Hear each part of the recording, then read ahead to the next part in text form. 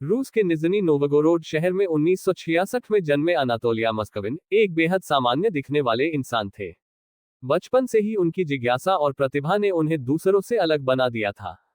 किताबों और भाषाओं का उनका प्रेम और कब्रों तथा इतिहास के प्रति उनका आकर्षण उन्हें एक विद्वान और शोधकर्ता बना रहा था। लेकिन ये सामान्य कहानी उस समय एक अजीब मोड़ लेती है, जब उनका जीवन एक रहस्य बनकर उभरता है। अनातोलिया का बचपन दिखने में आम था, लेकिन 13 साल की उम्र में एक घटना ने उनके जीवन को हमेशा के लिए बदल दिया। उनका एक करीबी दोस्त अचानक मृत्यु का शिकार हो गया। अनातोलिया के माता पिता ने उन्हें अंतिम संस्कार में जाने से रोक दिया, लेकिन इस घटना ने उनके भीतर मृत्यु के प्रति एक गहरी जिज्ञासा पैदा कर दी। शायद यह उनका पहला सामना था उस अनजान दुनिया से, जिसे हम मृत्यु कहते हैं। धीरे धीरे ये जिज्ञासा एक जुनून में बदलने लगी। जैसे जैसे अनातोलिया बड़े हुए, उनकी बुद्धिमत्ता ने उन्हें इतिहास और भाषाओं के क्षेत्र में एक विद्वान बना दिया। उन्होंने कई भाषाएं सीखी और मध्यकालीन इतिहास में महारत हासिल की। उनका नाम अकादमिक क्षेत्र में सम्मान से लिया जाता था, लेकिन एक रहस्य उनके जीवन में छिपा हुआ था। उनका शोध कब्रिस्तानों पर केंद्रित हो गया। वे रूस के विभिन्न कब्रिस्तानों में जाकर वहां की कब्रों, शिलालेखों और दफनाने की परंपराओं का गहन अध्ययन करने लगे। लोग उन्हें कब्रों का विशेषज्ञ कहने लगे, लेकिन किसी को यह अंदाजा नहीं था कि उनके इस जुनून के पीछे एक अजीब दुनिया छुपी हुई है। 2011 में निज़नी नोवगोरोड शहर में एक अजीब घटनाओं की खबरें आने लगी।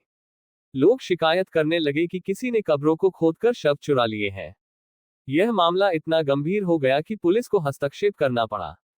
जांच करते करते पुलिस अनातोलिया मस्कविन के घर तक पहुंची। उनके साधारण से दिखने वाले घर में दाखिल होने के बाद जो उन्होंने देखा, वह किसी भयानक फिल्म जैसा था। अनातोलिया के घर में पुलिस को 26 ममीकृत शव मिले। ये सभी शव युवा लड़कियों के थे, जिनकी उम्र 3 से 15 साल के बीच थी। लेकिन ये शव साधारण ममियां नहीं थी। अनातोलिया ने इन शवों को गुड़िया की तरह सजाया हुआ था। उनके चेहरों पर रंगीन कपड़े और मास्क लगाए गए थे। उन्हें सुंदर कपड़े पहनाए गए थे और उनके बालों को संवारा गया था। ऐसा लग रहा था जैसे ये ममियां अनातोलिया के घर की परिवार की सदस्य हो। पुलिस के सवालों के जवाब में अनातोलिया ने जो कहा, वह और भी चौंकाने वाला था। उन्होंने बताया कि ये लड़कियां उन्हें कब्रिस्तानों से आवाज देती थीं। उनका मानना था कि ये लड़कियां अकेलेपन और भूले जाने के डर से उनसे संपर्क करती थीं। उन्होंने दावा किया, मैंने इन्हें दूसरा जीवन दिया है। ये ममियां मेरे परिवार का हिस्सा हैं। मैं इनके साथ बात करता हूँ, इन्हें पढ़ाई करवाता हूँ और इन्हें संगीत सुनाता हूँ। अनातोलिया ने यह भी कहा कि उन्होंने कभी इन शवों को नुकसान नहीं पहुंचाया। उनका मकसद केवल इन्हें अकेलेपन से बचाना था। अनातोलिया को गिरफ्तार कर लिया गया। उनकी मानसिक स्थिति की जांच हुई और पता चला कि वे गंभीर मानसिक बीमारी, स्किज़ोफ्रेनिया से पीड़ित हैं। उन्हें वास्तविकता और कल्पना के बीच का अंतर समझने में परेशानी होती थी।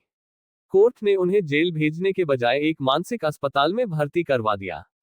आज भी अनातोलिया उस अस्पताल में है और उनका इलाज चल रहा है। जिन परिवारों की बेटियों के शव अनातोलिया ने चुराए थे, उनका दर्द शब्दों से परे था। उन्होंने कहा, हमने अपनी बच्चियों को पहले ही खो दिया था, लेकिन उनकी कब्रों के साथ यह जो हुआ, वह उनकी दूसरी मौत थी। अनातोलिया के माता पिता, जो उन्हीं के साथ रहते थे, ने कहा कि उन्हें कभी शक नहीं हुआ कि उनका बेटा ऐसी हरकतें कर सकता है। उनके अनुसार अनातोलिया हमेशा एक शांत और सामान्य व्यक्ति था। अनातोलिया का विश्वास था कि मृत्यु केवल एक अवस्था है। उन्होंने अपनी डायरी में लिखा, मृत्यु के बाद जीवन को फिर से पाने का हक हर किसी का है। मैं केवल उन्हें वह हक देने की कोशिश कर रहा था। उनकी हरकतें उनके मानसिक विकार का परिणाम थी, लेकिन उनकी सोच ने नैतिकता और संवेदनशीलता पर गंभीर सवाल खड़े कर दिए। अनातोलिया मस्कवी की कहानी एक ऐसा उदाहरण है जो दिखाती है कि बचपन की घटनाएं और मानसिक स्वास्थ्य किसी व्यक्ति के जीवन को कैसे आकार दे सकते हैं। उनकी हरकतों ने एक ओर समाज को झकझोर दिया, तो दूसरी ओर यह भी दिखाया कि मानसिक बीमारियों को समझना कितना जरूरी है। उनका जीवन ये सवाल खड़ा करता है कि विज्ञान और नैतिकता के बीच सही और गलत की परिभाषा हमेशा स्पष्ट नहीं होती। अनातोलिया आज भी रहस्य बना हुआ है, एक ऐसा व्यक्ति जो अपने भीतर के अंधेरे में फंसा हुआ था।